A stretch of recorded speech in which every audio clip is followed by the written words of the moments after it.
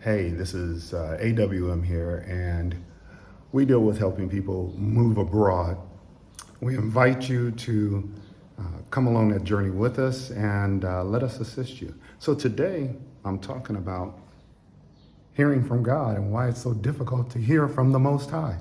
I am out here or down here sweeping, stuff like that. And the reason why sweeping is because I like to start cleaning up on the preparation day before the taking the rest tomorrow. And so I'm out here doing that. And also I have found that it helps me to be in tune and to hear a little better with regard to what the Most High might be saying, because that's very important. It's very important to be in tune and hear what the Most High is saying. And I'm remembering back to when I was in a broke state. So when I was a youngster, I wasn't broke per se. 13, 14 years old, like any young guy, me and a friend, we were cutting grass, and that's how we got money to pay for things. Like I bought a 10-speed bike with the money I made, stuff like that. My mother really encouraged me. And that was cool. But then, interestingly enough, because I found myself in a poor state, married with children, I had left a very lucrative job with no other job. I found myself cutting grass, cleaning toilets again. But the wild thing was, man, I was hearing from the Most High very clearly. And so I'm up here sweeping today on Friday, and I tend to do that and also pray while I'm doing that. And I'm remembering back when I was in that poor state, and or broke, it's better to say broke, and was hearing, and so that's why I'm doing this. And then it hit me. He started speaking to me and said, you know, it's obviously not the activity you're doing per se. What it is it's easier for you to hear guidance when you're being productive. It's much easier to give correction, adjustments, guidance to something that's moving in a productive way, which means toward the goal, than just sitting in a monk state. And I was like, wow, okay, I think I'm gonna record this. Maybe it'll help somebody. Because I would do organizational development, team building, stuff like that at times. There might have been situations I was involved in where you are trying to improve communication skills or see where they are, and you've taught basic communication skills like echoing and things like that. But there also comes a time when you gotta build upon that to the next level. And so it's not unusual to have done this game. Maybe you've done it in a team building exercise where you blindfold a teammate and their goal is to go to an object, do something, or pick up an object. Yet and so someone's guiding them. You're guiding them as their teammate.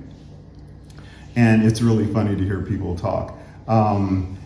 It's funny to say to a person who's wearing a blindfold, whose job is to like go over to that piece of furniture over there, and they're over that direction, turn the opposite way with a blindfold, and the communicator is saying to them, it's over there. Well, what does that mean? That doesn't mean anything to them.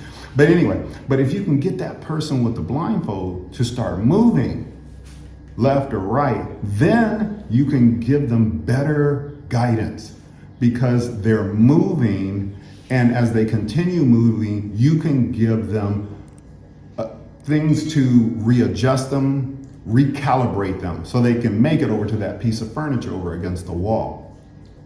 So what I have found is that if you're planning something in your life, let's say it's to move abroad,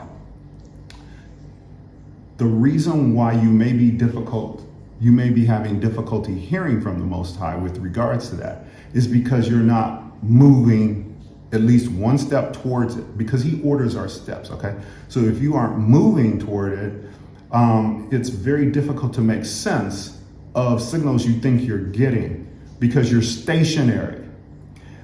Remember, it's easier to hear when you're making productive gains, productive movement towards the goal. And He can say, no, you're not going to go there. For example, the apostles in Acts were going to go to Asia, and He's like, no, don't go there. But they were going to, all right? But they heard not to go, all right? The point is that when you're doing something productive, you position yourself better to be able to hear a corrective instruction from the Most High. So hopefully that little tip will help someone in whatever their goal is in life. Let's say it's moving abroad. I do want to remind you that you are encouraged to visit our website. We've got a workshop coming up on May 18th. So you're going to get to talk to the four of us. You're going to get to be in a group environment in a Zoom call and hear other questions besides your own, because it's not the sage on the stage. The knowledge is in the room, and we welcome that kind of input to help each other like a community. So within the additional information of the workshop, you're also going to get various ebooks that we have, whether they have to do with how to research or how to, get the most out of your money efficiently, little tips and things that you can do. We're also going to cover things in the workshop, and you get a workbook with the workshop. So you're getting multiple things here, right? With the workshop, you're going to go through sections and like how to move in 3 easy steps, taking care of the financial situation, deciding if you're ready, having an assessment on if you're ready. Excel spreadsheets are given to you for you to take and complete over time, tasks, what you need to do in terms of international driver's license, things like that. As well, there will be sections on, okay, this is how you do the process. This is how you look up visa information. This is why you should go and rate countries first, and we show you how to do that in an objective way that helps you, so that you only have like maybe a handful of countries that you want to do a scouting trip to if you're able to, and we'll give you a tip sheet on that. But you get this scouting guidance so that you're only going to a couple versus thinking of 10 or 15. No, you got to whittle it down to how to prioritize. Also, how to know what's important to you, because a lot of times people go places because where's the best GDP? Where are you at? Where are the most expats at? No. You want to find out what you like and arrange it that way, something that meets your needs and your wants. And so we go through that also. All of this is together in the workshop, okay? I'm going to be giving more detailed information on things in not our public YouTube, but our members only YouTube. So you're encouraged to join that if you ever want to know about properties for sale, more details on our houses that we purchased, what we went through, where you can look. Oh, we also interact with people who are checking out other places like El Salvador. We've gotten feedback from folks in Costa Rica saying, your information works here good, so we're going to share it with our group here. So what I'm saying is, look us up on the New York Times. We were interviewed there, as a matter of fact, too. But so what I'm saying is, we're enjoying serving you. We like helping people to accomplish their goals, and that's what this is all about. So thank you for watching. Let us know in the comments. Let me know how you are feeling with regards to hearing about moving abroad. And that assumes you're interested in moving abroad. If you're not interested, it's okay. But how is your hearing from the Most High going with regards to moving abroad? That's it. Looking forward to moving abroad with you. Take it easy.